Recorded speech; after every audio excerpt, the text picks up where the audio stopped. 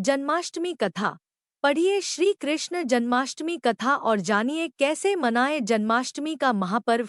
धरती पर जब जब क्रूरता मानवता को हानि पहुंचाने लगती है, जब जब अधर्म अपना विस्तार करने लगता है, तब तब मानव को सद्मार्ग दिखाने, क्रूरता से मानवता को बचाने और अधर्म का अंत करके धर्म का राज स्थापित करने के लिए भगवान पृथ्वी पर अवतरित होते हैं।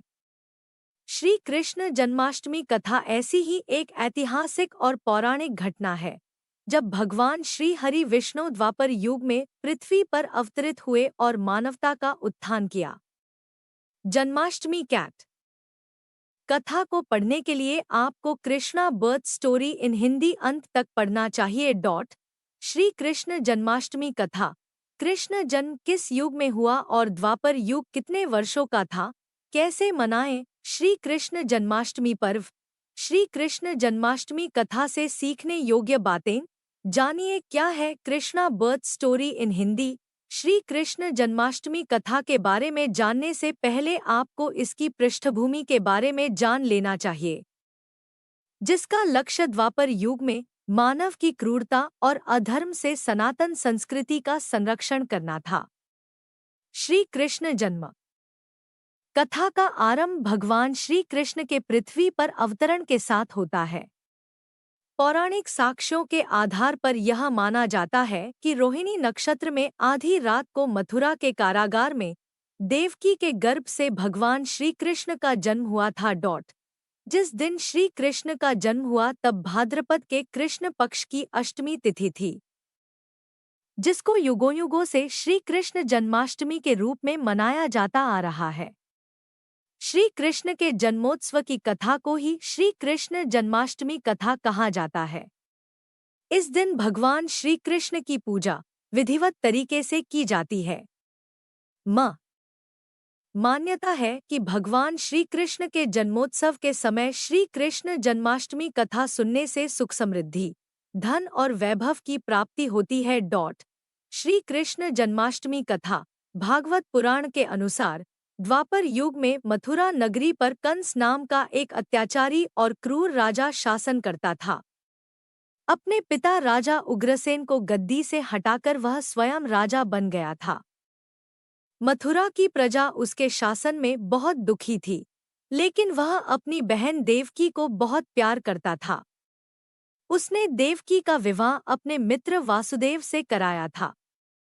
जब वो देवकी और वासुदेव को उनके राज्य लेकर जा रहा था, तभी एक आकाशवाणी हुई, हे कंस, जिस बहन को तू उसके ससुराल छोड़ने जा रहा है, उसके गर्भ से पैदा होने वाली 8वीं संतान ही तेरी मृत्यु का कारण बनेगी। आकाशवाणी सुनकर कंस क्रोधित हो उठा और वसुदेव को मारने बढ़ा। तभी देवकी ने अपने पति के प्राणों की रक्षा के लिए कहा कि उनकी जो भी संतान जन्म लेगी, उसे वो कंस को सौंप देगी। कंस ने बहन की बात मानकर दोनों को कारागार में डाल दिया। कारागार में देवकी ने एक एक करके 7 बच्चों को जन्म दिया, लेकिन कंस ने उन सभी का वध कर दिया। हालांकि 7वीं संतान के रूप में जन्मे शेष अवतार बलराम को योगमाया ने संकर्षित कर माता रोहिणी के गर्भ में पहुंचा दिया था। इसलिए ही बलराम को संकर्षण भी कहा जाता है। आकाशवाणी के अनुसार माता देवकी की 8वीं संतान के रूप में स्वयं भगवान विष्णु कृष्ण अवतार के रूप में पृथ्वी पर जन्मे थे। उसी समय माता यशोदा ने एक पुत्री को जन्म दिया। इस बीच कारागार में अचानक प्रकाश हुआ और भगवान श्री हरि विष्णु प्रकट हुए।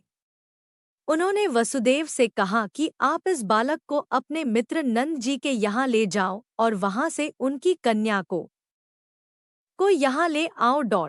भगवान विष्णु के आदेश से वसुदेव जी भगवान कृष्ण को सूप में अपने सिर पर रखकर नंद जी के घर की ओर चल दिए।